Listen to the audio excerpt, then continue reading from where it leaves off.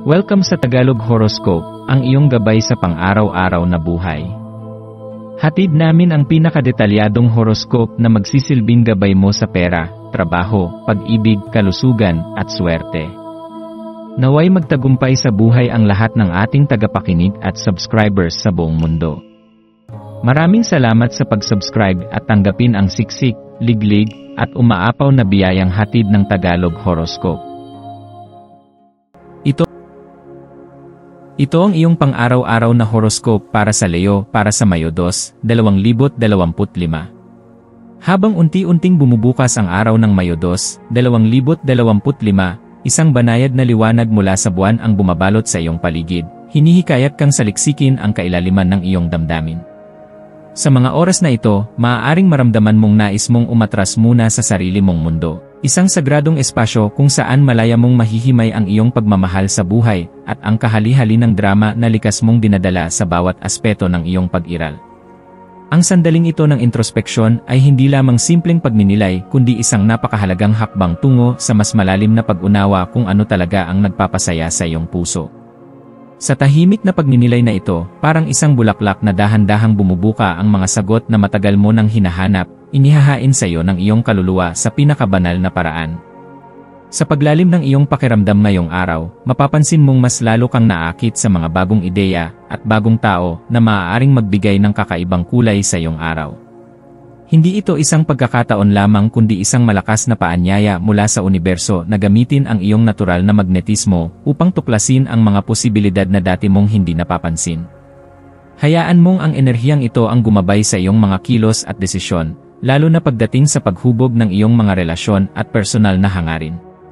Sa bawat pakikipag-ugnayan at sa bawat munting ideya na lumilitaw sa iyong isipan, naroroon ang pagkakataon na ihayag kung ano talaga ang iyong ninanais, kung ano ang tunay na nagpapasiklab sa apoy ng iyong puso.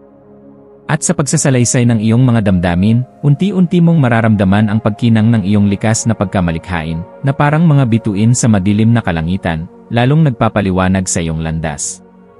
Ang enerhiyang bumabalot sa iyo ngayon ay puno ng paanyaya sa pagkakaroon ng pagkakaisa at balanse sa lahat ng aspeto ng iyong buhay, nagbibigay daan upang lalo pang yumabong ang iyong likas na hilig sa sining ng drama at pagpapahayag.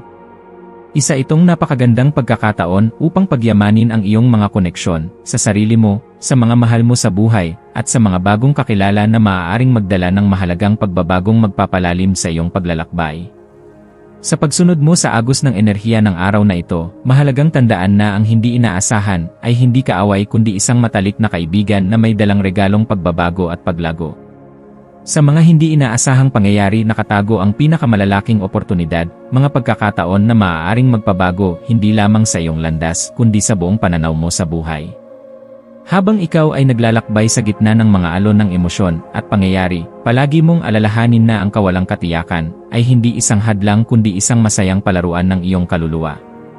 Sa bawat pag-aalinlangan, sa bawat hindi siguradong hakbang, naroroon ang pagkakataon para sa iyo na yakapin ang iyong buong katauhan, ang iyong pagiging makulay, ang iyong pagiging mapangahas, at ang iyong walang kapantay na kakayahang gawing entablado ang bawat sandali ng buhay. Sa pamamagitan ng iyong likas na pagkamalikhain at tapang, maari mong gawing oportunidad ang bawat hamon, pagsasanay ng iyong puso at kaluluwa sa sining ng pagpapahayag at tunay na pag-unlad. Ang pagtitiwala sa sarili, sa iyong mga instincts, ay magsisilbing ilaw na gagabay sa iyo sa bawat hakbang, pinapahintulutan kang sumayaw sa ritmo ng buhay ng may buong tiwala at saya. Ang maswerteng kulay para sa iyo ngayong araw ay pula, ang kulay ng lakas, tapang, at pagnanasa, isang kulay na babagay sa iyong naglalagablab na kaluluwa. Ang mga maswerteng numero mo naman ay 3, 7, at 11, mga bilang na nagdadala ng balanse, mistisismo, at bagong simula.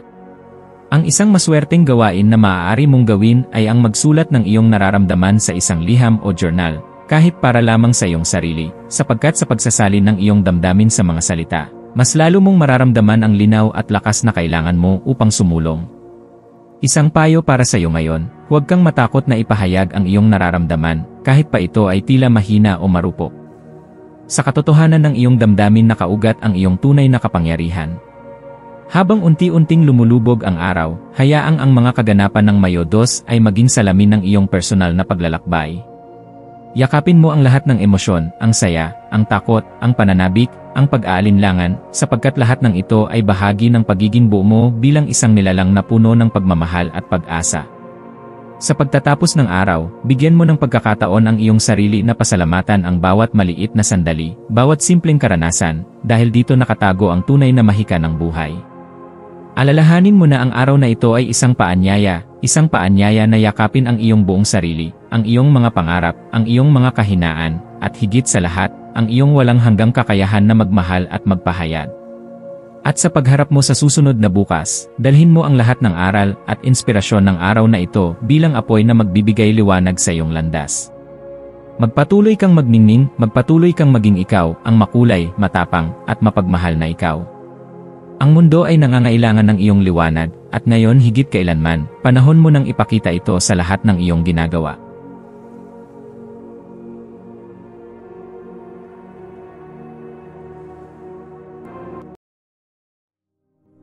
Tayo ay magkaroon ng kaunting sandali upang ipagdasal ang lahat ng mga dalangin ng ating mga subscribers, na sana'y matamo nila ang kanilang mga pinapangarap sa buhay, magandang trabaho, mabuting kalusugan, payapa at masayang pamumuhay, at siksik, liglig at umaapaw na biyaya at kayamanan. Ipinagdarasal namin ng mataimtim ang lahat ng mga komento sa nakaraang video, at hinihiling namin, Panginoon, na pagpalain mo ang ating mga subscribers ng masayang buhay sa mundong ibabaw. Maraming salamat po. Maraming salamat sa panonood ng iyong horoscope ngayon araw.